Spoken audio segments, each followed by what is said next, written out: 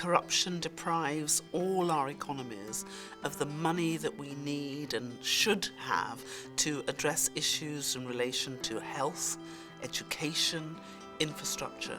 And tragically, corruption affects the most vulnerable and the poorest in our communities. I'm really delighted to welcome you all for the start of a very important conversation.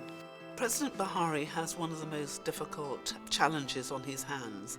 He saw his country basically being raped by corrupt practices, and I was incredibly grateful that he agreed immediately when I said, would you come, would you be the key speaker, would you stand up for those who really need the protection and the help and the assistance, and he didn't hesitate.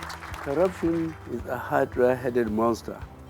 It does not differentiate between developed and developing countries.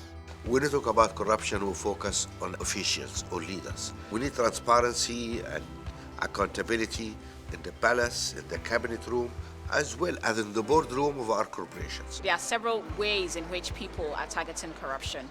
There are whistleblower programs, there are programs to recover assets, there are programs to prevent corruption, such as open contracting, and there's need to coordinate around these things. Anti-corruption is very important and it's innovative.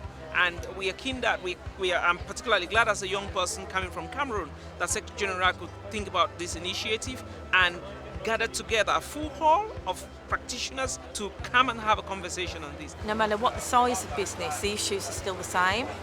And I think there is a clear message that we've all got where we say we need the assistance both from government and from policymakers. People have been questioning now, actually, what is the role of the Commonwealth in the modern world?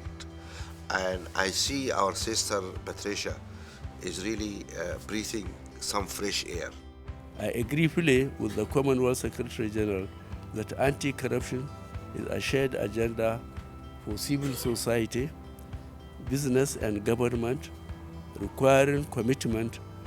For our part, Nigeria is committed to signing the Open Government Partnership Initiatives alongside Prime Minister Cameroon during the summit.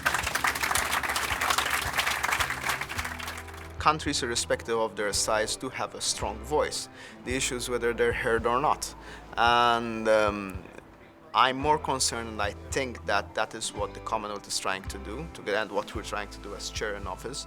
That's not only we give a strong voice to smaller countries, but we give big ears to the larger countries. Everything that we've done together are strong signals of a renewed determination to tackle coalitions of the corrupt in our societies and create our own coalition of the just. It's going to be the good guys conspiring, and thankfully there are more of us than there are of them, so we need to take the fight to them.